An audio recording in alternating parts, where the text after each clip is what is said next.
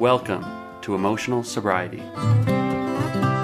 We're here in London, England at the Emotional Sobriety Workshop. It's called Recovery Reimagined, right? Oh yeah, what a great title, isn't it? Recovery Reimagined. I love it. Did her come up with that? No, I think Patrick and his group came up with the Berlin Friendly Circle Group, which Herb and I have been presenting at for several years now. And they decided that they had such a big following that they were going to put together a conference here in London and see how many people turned out from the group. And they've got a great turnout so far.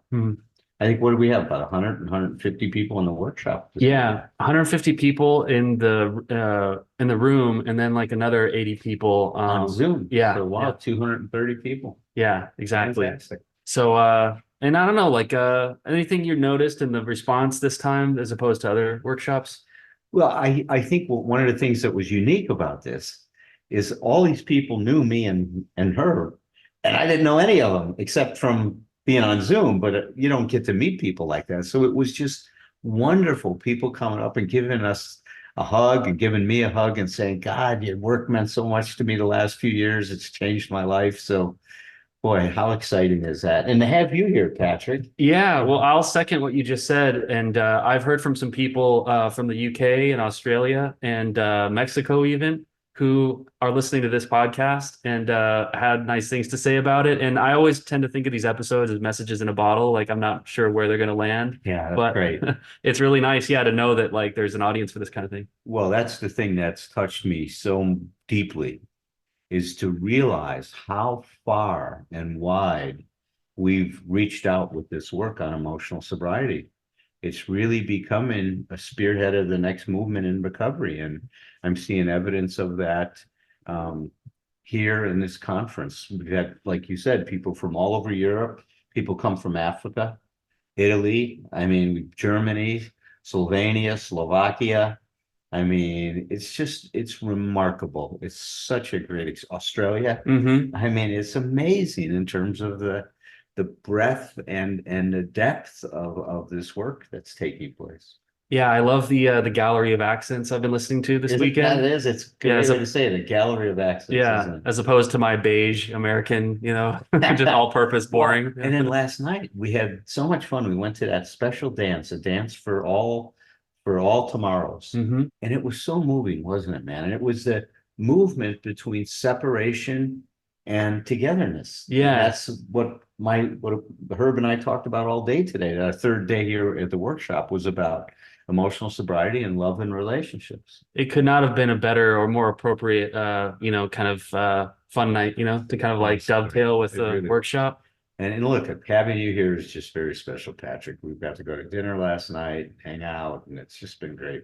Yeah, it's a gift. I'm glad to see you, grateful to see you. And I just thought I'd ask briefly before we get into this week's Grapevine, with all your stuff that you got going on, does coming to these workshops and really being able to kind of like interface with a bunch of these people, like, I don't know, does that like, do you feel more right with the universe when you're in this kind of environment? It's very fulfilling to see that my work has had so much meaning for so many.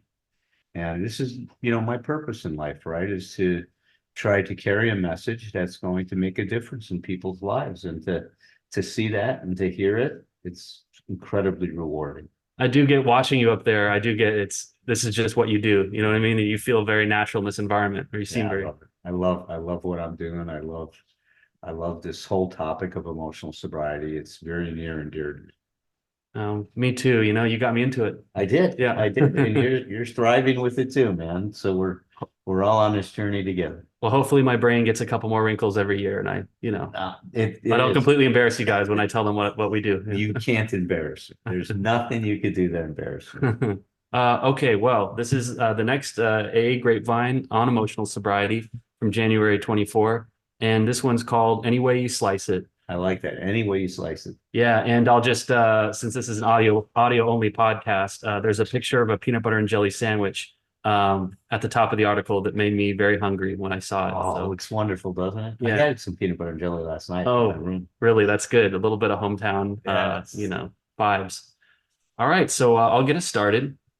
When I was about 6 years old, I distinctly remember placing my sandwich order with my mom and specifically asking for the jelly to be on the bottom and peanut butter on the top. While I closely supervised her preparation, I was horrified to see that she hadn't followed my directions, not even a little, and had put the jelly on top. So I responded, much in the way I did throughout the next 40 years. I got really hot. I was too young to get sweaty at 6, pointed out the fatal sandwich flaw, and threw down by saying, I'm not eating that. It's ruined. I told you how I wanted it. My mom, while not in AA, seemed to have been born with the God is in the pause chip. So she calmly looked at me and said, okay, flipped the sandwich over, and the world continued to spin. My mom was a genius. I've always resonated with the idea that alcoholism is a disease of perception. Alcohol seemed to change the way I saw and felt things. I lived in a righteous resentment, tried to write the show, direct the players, and star in it all at the same time. And it never seemed to go as planned. And a drink always seemed to be a great option to make those disappointing, angry, frustrating feelings disappear, at least until the next day, where they'd be waiting for me like a weird aunt who never knows when to leave. I've learned in AA that if I just pay attention to my next right step, I won't have a lot of time to analyze anyone else's behavior or take the inventories of much of the world's population. That frees up a lot of headspace so that I can be grateful and see all the good right in front of me. The universe has a plan if I just simply get out of the way. The steps of AA have changed my perception of the world. The relief I get that comes from letting go of puppet strings, and focusing on my own side of the street now replaces any relief a drink, or let's be honest, 6 drinks gave me before. The steps have also given me the understanding that there are many ways to look at a situation and to find the growth and positives in it. And honestly, peanut butter and jelly sandwiches taste the same with the jelly on the bottom or the top. Whether the jelly's on the bottom or the top, it's all about perception, isn't it? I love Yeah. her mom just flipped the sandwich over. Well, right. And you know what? This goes so much into what you're always talking about that like in emotional sobriety, you're getting away from an attitude of blame. It's not about blaming somebody for getting the sandwich wrong. The issue is really the sandwich, isn't it? Yeah, that's right. Well, look, and her mom was so clever enough to look at the solution. And what she did is that she just changed her perception and turned the sandwich over. But what it shows us is, first of all, what the problem is. Our basic flaw is expecting people and life and circumstances to conform to our expectations. She told her mom how she wanted it. When she perceived that her mother didn't do as she requested, all she could do is object and get angry about it. She threw the sandwich on the floor. She had a tantrum. She had a fit because she didn't get what she thinks she needed to have for that to be okay.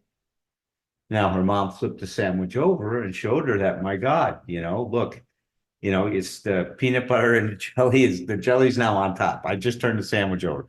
But she didn't put it together. She thought now she got what she wanted.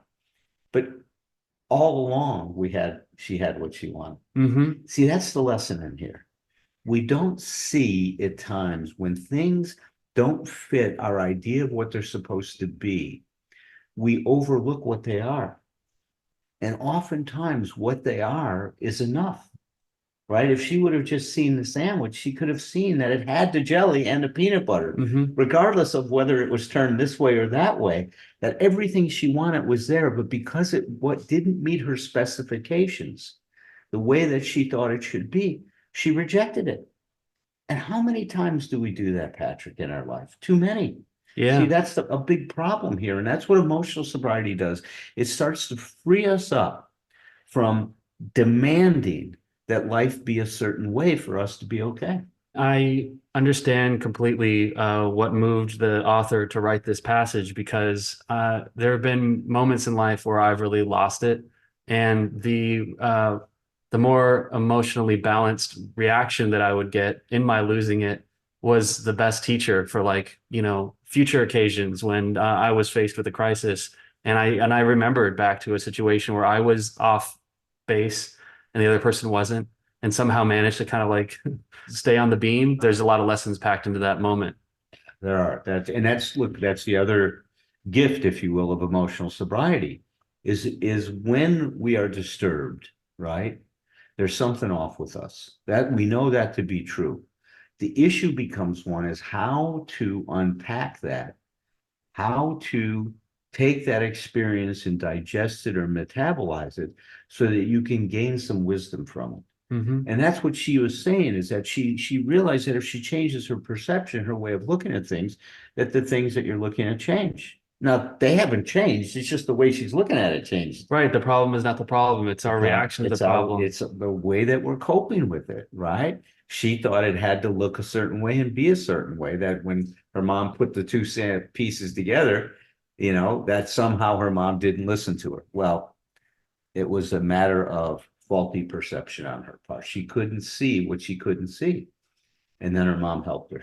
Right. And I can say from my personal experience that because of my essential insecurity, I can imagine myself in that situation, serving the sandwich, not having it meet the specifications, and then immediately throwing up defenses once my sandwich preparing was criticized. And I think I've had a lot of success in recent years of just living in the pause between that criticism and my response to it. And most of the time, if I'm not defensive, if I can just let's err on the side of agreeing with the critic, and then move in as correct way as possible in response to that. Right? Yeah, that's right on, right on. As our consciousness, expands, because that's what emotional sobriety is, right? It's developing a consciousness that leads to autonomy, that leads to emotional freedom.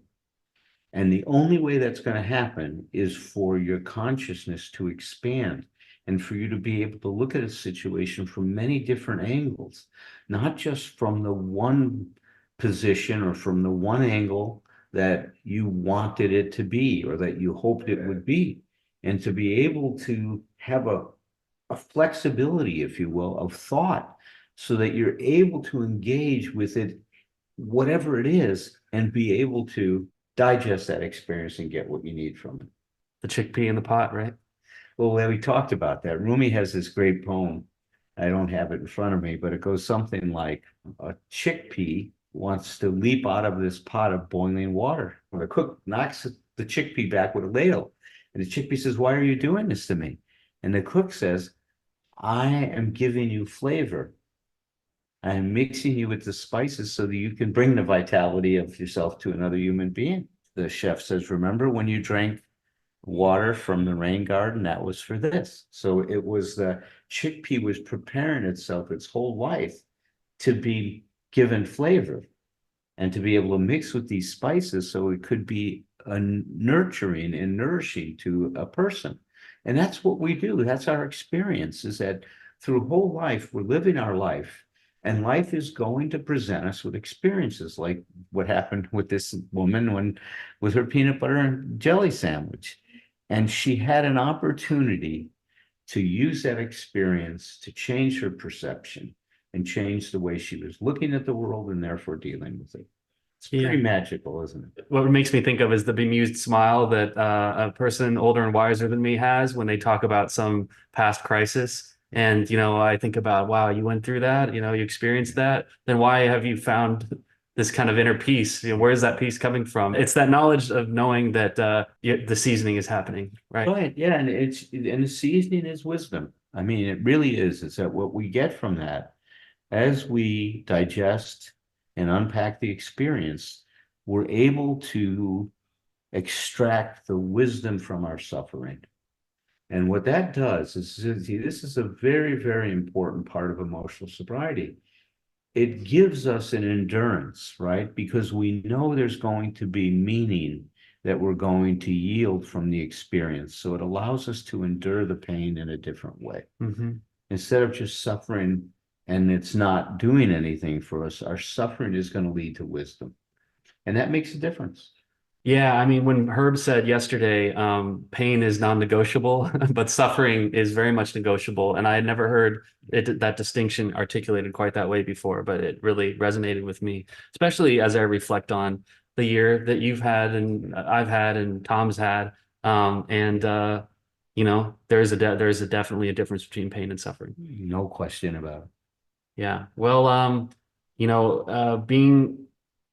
doing the recovery experience, but doing it in a workshop with a bunch of people and kind of being around this cast of supporting characters of the podcast and the Thursday night meeting. It's just reminded me how we're not alone in this. It's very much a community. What a community we've created, haven't we? Or helped Yeah. create. And as you always say, right, separateness is just a dimension of togetherness. And so, Not a disruption. That's right. And so while we are not in this conference or in this workshop and we're back to the podcast and the Zoom groups, just remember this time we were all together and our absence will not be an interruption. Yes. I think that about does it for today, but Well, you're heading tomorrow. You're going to Paris. going to Lyon, France, and then to Montélimar, Oh, which that's I've never right. been That's to right. before. France, not to Paris. That's Yeah, right. I have a dear friend who lives in France that I just kind of had. It occurred to me that I'd be close enough at this workshop to make a visit to him. You know what I mean? It'll be 36 hours, but I don't know. It's just we make time to be with the people that matter to us. So That's cool, man. Well, I have a great time. I'll be leaving here on Tuesday. And when are you coming back from Paris? Or from France, I should. from France, coming back on Tuesday. Enough time to see Susie Chandler off, and then back to the States. Okay. Hopefully, I won't get eaten What- by a shark or. What time does your plane leave on Tuesday? It leaves, or my plane back to LA leaves at 5:30 in the evening. Cool. I was thinking I'd go by the MI6 building in Oh, London yeah. and get some What pictures. James Bond is. Yeah, exactly. And kind of live out my own like espionage fantasy in my head at least. So, I'm a big James Bond fan. oh yeah, me too. Aspirational, but not really. We're not going to sell that James Bond aspirations on the podcast. But and you might be doing something in Slovenia coming up? Well, listen, we've been invited to come back next year, and then we got an invitation for Dublin, Ireland, for Slovenia, Slovakia. So it looks like there's going to be some international travel coming up in our future. Dublin? Dublin will be fun. Oh, that's So we're going exciting. to do it probably the week before we come back for this conference. I'll be going to Dublin to do some workshops, and then we'll be here for this. I've always wanted to go to AA meetings in Ireland because past me would have been had a different kind of tour. That's true. You're just going to doing the pub crawl. Right. Yeah. Until I started speaking Now you do Gaelic. the AA crawl. Yes, that's right. So, Which we probably would have after a few. yeah, it would have sounded pints, like that right? anyway. They call them pints, don't they? They don't call Yeah, them- pints. Yeah. Well, anyway, I love you, man. Love you too, man. Good morning. Are you still in London? I am. I'm just around the corner here on from the hotel on the Brunswick Square. Where do you usually stay? What part of the world? I stayed the first couple of weeks. I was up in Enfield, North London, with members who give me their house keys, and then for around the conference this last week or two, I've been just around the corner. This is a line of work, this is kind of an extension of the line of work that you were in for like quite some time, right? In terms of planning and organizing things. And Yeah. it's with this event that you kind of dovetail your recovery, the recovery part of your life with, your giganzo event planning part of your life. That is correct. I've been in the started out in the catering business many years ago. And then I've always sort of industry, first of all, restaurants and nightclubs, and then with event planning. We had a great venue with incredible speakers. They were all sober, so they showed up on time. Yeah. We had a very enthusiastic audience, obviously, as you could see all weekend. So, and they showed up. Oh boy, you want to see the amount of people who showed up in the mornings to help out because we don't have staff. And I think that is an instance where the jet lag came in handy because all of us had been up for like 4 hours. So we figured might as well show up early and get busy, Yeah. So it was an incredible group effort, and we had so many people chipping in. And we had people there too, like myself, who are well acquainted with the events world. So that was handy. And people with OCD who are good at organizing things. I've been diagnosed with it myself, but I try to use the positive side of it, Yeah. So had you any inclination, like when you started with Friendly Circle Berlin Group, that this would be the outcome, that like you would get this massive conference together with all these international, participants? Are you kidding me? No way. No, not at all.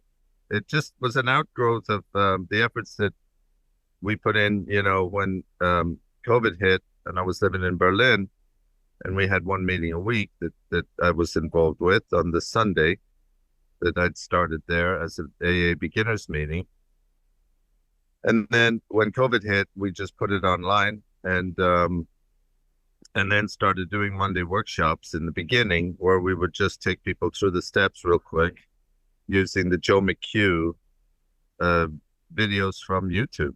And so, well, sort of found that format translated well to the new environment of online meetings. We reached out to Alan Berger. That was the first of the sort of speakers that we brought in, and Alan was great. I had no clue he would say yes, but I emailed him and he said yes right away.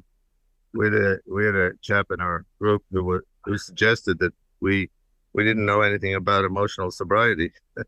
so, so I just Googled emotional sobriety and up he popped. And within a couple of days, he had accepted our offer to join us, and it just grew from there. I mean, in the beginning, the first few meetings, we'd have 8 or 10 people coming to the Monday workshops, and we had one during COVID. There were 1,000 people on it, but that was just a phenomenon that was happening with a lot of meetings online in the heart of the pandemic, so to speak. 2020, 2021, and I just thought, well, that'll be for temporarily, and that will all fizzle out once we start going back to live meetings. But in fact, it's grown, which is unfortunate for live meetings, actually, because certain groups were not able to sustain their rents. And I think that's an unfortunate aspect of what happened. But it's certainly counteracted, I think, by the positivity that's come out of the online community, whereas you have people in parts of the world where they wouldn't have had an opportunity to avail themselves of this sort of content, who can now easily do so. So, there's plus and minus, but I think the pluses are counteract the minuses in my view. Yeah, when I talked to people at the event, I was hearing over and over about how fortunate they all felt to have found this meeting during the pandemic at a time when I think a lot of us, I know I'll speak for myself, like my recovery was cast in doubt. Like I didn't know what was coming, and there was a lot of anxiety about what the new normal might be. Maybe just now we're starting to look back and kind of unpack what it all meant. But certainly, like with Friendly Circle Berlin, I kept hearing over and over that, like, this was actually an amazing opportunity, that came out of a pretty unfortunate situation. Yeah. Well, I think in Chinese, the word for crisis, they use the whatever word they use is the same meaning as opportunity.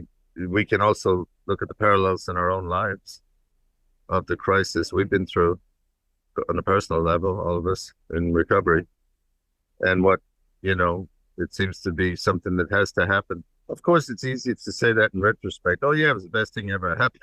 It doesn't feel like that at the time, obviously. If anybody's here's going through it, but hang in there.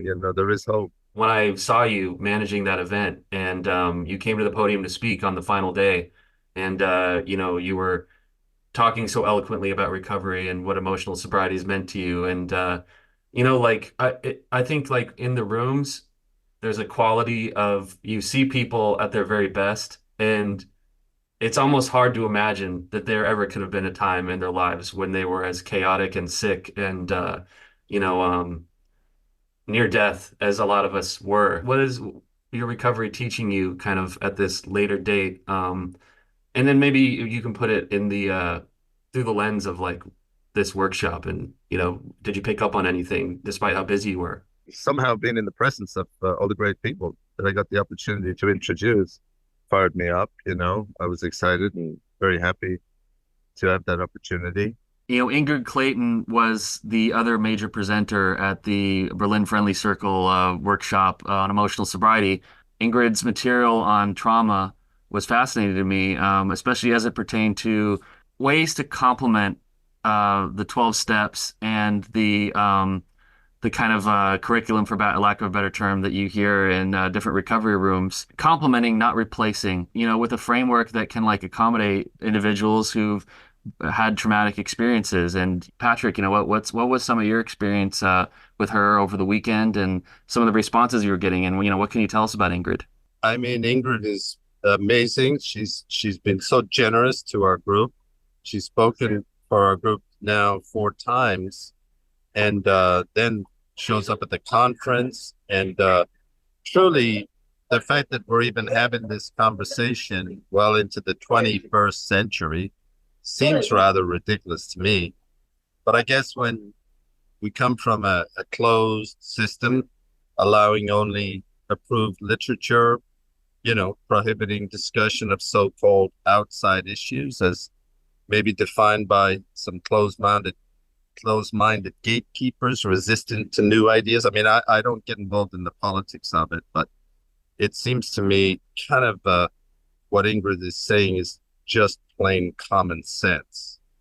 What she's doing is giving voice to perspectives shared by many in the recovery community. I know it because they message me all the time when she speaks.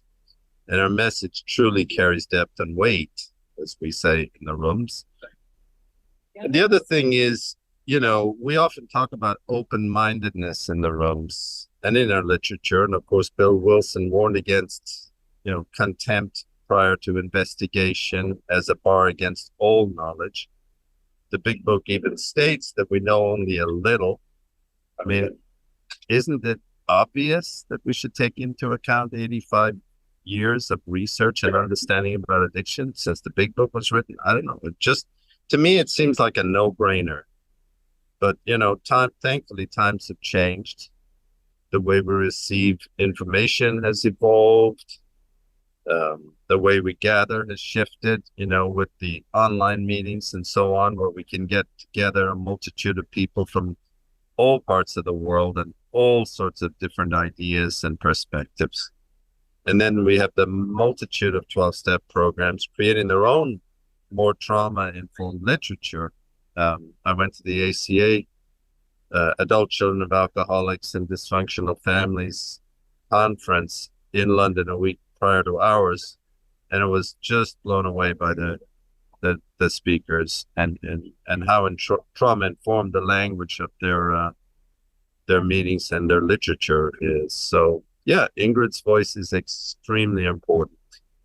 And I know from what people tell me, her books have been life-changing for many of them. What she talked about at our conference, her description of the fawning response to trauma and how to recognize it in ourselves and in others, I think is just invaluable. And also gives a completely new lens to look at fourth step work, for instance. The ideas around ninth step amends,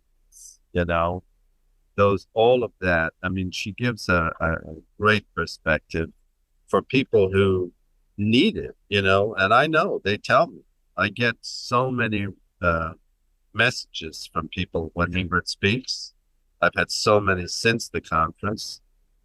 And I just hope that her perspective and the wealth of research on addiction continue to be embraced and integrated into our healing paths as we move forward in recovery. So, and it's, to me, it's a no-brainer. It's absolutely a no-brainer. The fact that we even have the conversation in 2024, to me, is just, it's ridiculous, actually. Adding to what's already there, not replacing, the steps, not replacing the big book, trying to form a synthesis of all these different approaches, which is something that I heard from all the presenters at the workshop, is that we're just trying to bring a lot of these solutions together. To me, the greatest outcome of that would be we're not leaving people behind. We're as much as we're being reached out to, we're reaching right back. We talk about love and tolerance of others is our code. We read all this stuff at meetings and come on, what are we doing about it? Well, I know lots of people are doing lots. I don't want to shame anybody here. I don't want to make, vast criticisms of AA, but, there's room for improvement. That's all I'm saying. Yeah, well, be the change you want to see in the world, and that's what this workshop was for me anyway. And then, of course, there are people who just lack understanding. And if somebody comes in who's desperate and hears them speak at a meeting and thinks, well, they seem to know what they're talking about because of what they say at the meeting, one of the things I always recommend is, well, maybe ask them for a ride in their car, you know, or go for a long walk with them. You'll get to know them better than what they say at a meeting. You know what we say in Friendly Circle Berlin, we bring the outside issues in and air them out. But again, we're not doing it under the auspices of a 12-step recovery program or members of the 12-step recovery programs. I am so eternally grateful to the 12-step recovery program that saved my life. I continue to go to those meetings and participate fully in the program. So, but this is, a place, another forum, that's what we've created. We're not trying to make changes to the AA structure or anything like that. I'll leave that to other people. That's not my bag. So I'm not political in any way. I just want to see what we can do to spread the message. Yeah, up that inclusivity that everyone's always talking about. This is something I can see easily being expanded, and replicated. Yeah, like you said. Yeah. And we didn't lose money, which that was touch and go there for a while. Man, I lost a few nights. Well, not, but there were some nights I wake up thinking, oh my God, what did I get myself into here? But it was a lot of a push and it was a lot of pushing to really make it happen by a lot of people. So people stepped up, just when we needed them. It's funny how that works. Yeah. Hey, I'll just ask real quick as it occurred to me.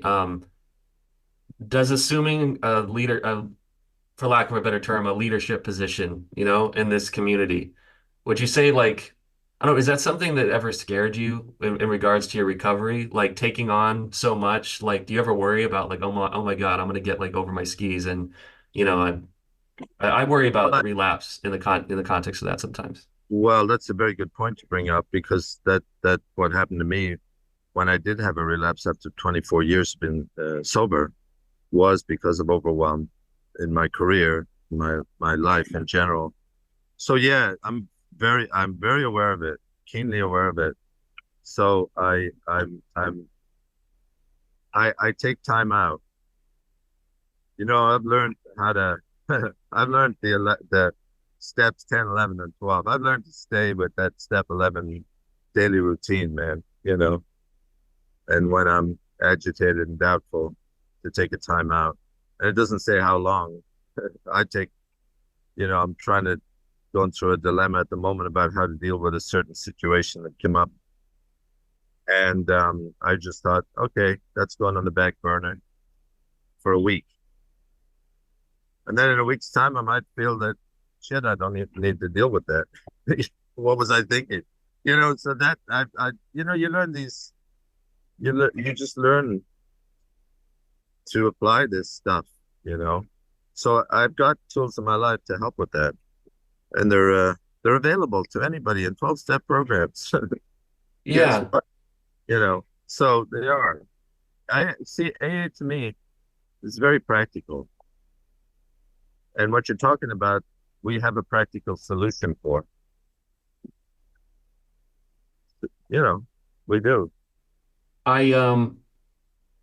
The emotional sobriety cornerstone or one of them that the problem isn't the problem, it's our reaction to the problem. Yeah. Is the important thing.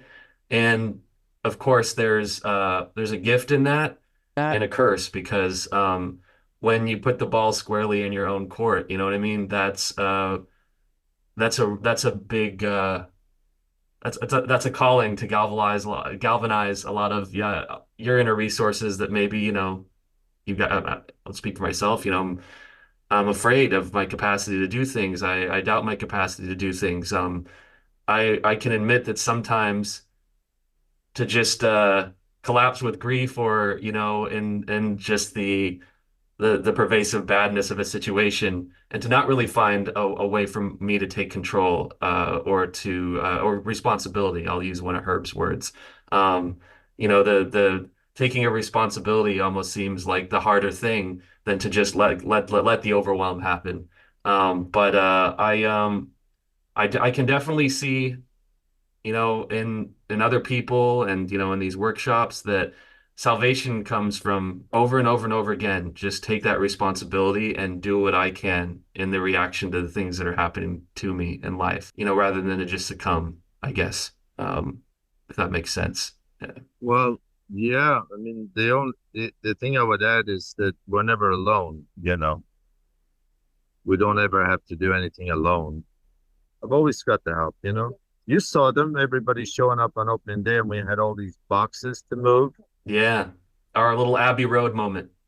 Yeah, I know. And everybody grab a box. Off we go. It's like barnstorming. Yeah. It was amazing. Yeah, in the rain. Did you go into room 2 for the dance?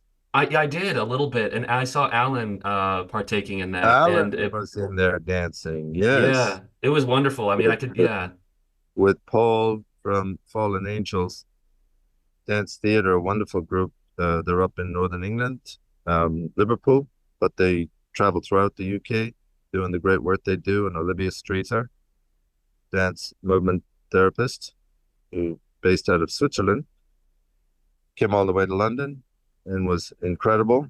And they were in room 2. And then, of course, Dr. Judy Grisel, the author of Never Enough, an incredible book on the neuroscience of addiction, and an amazing teacher and amazing all-around human being. She was wonderful, just great to be around. And yeah, so full list is available on our website, and videos will be able to be downloaded on our website, hopefully pretty soon.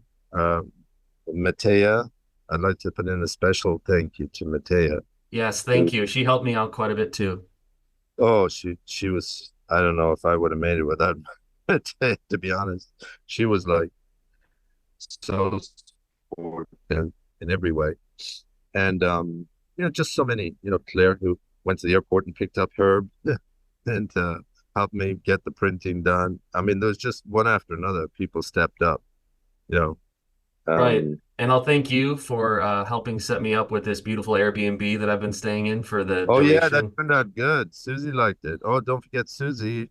She was there throughout the whole thing, hung in with us. Yeah. I got to I'm about to actually have some breakfast with her, and I'm so glad I got some opportunity to have FaceTime with Susie. And I just wanted to thank everybody who approached me at the event with kind words to say about the podcast, because I never know quite how many people are listening or get a sense of what the reach is, or like whether what we're doing in the episodes is working or helping people in the way that we aspire to. So every bit of positive reinforcement about our show just meant the world to me, and I'll endeavor to keep making these better and to keep the party going. But you do a great job, Patrick, and I That mean, appreciate you as a friend.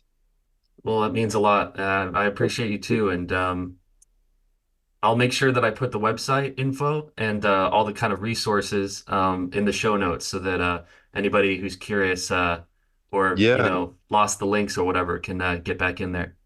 yeah, we'll have all the videos up on the website, and we're just trying to figure out how to make those accessible.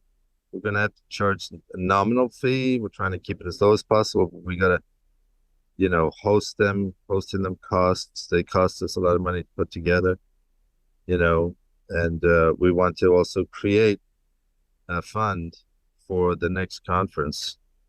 Because we did a fundraiser prior to the last conference, come up with a deposit on the venue. So we're gonna maybe be able to do that on the website with accessing the recordings. We're not a business trying to make money, but Yeah. we are obviously trying to keep afloat and looking at ways to do that. And that more news will be coming out about that in the coming days. And then there are people who want to do one in Ireland. There's people who want to do one on the East Coast, West Coast. So somebody wants to do one of these in Australia. So, I mean, it's great that people are that enthusiastic about it. Well, let's make sure that we reconnect on the West Coast next time Yeah. you happen to be around. Thanks so much, and until next time. Yes, I'm looking forward to it. Change your life, change your myth. Cultivate your narrative with whomever you're with.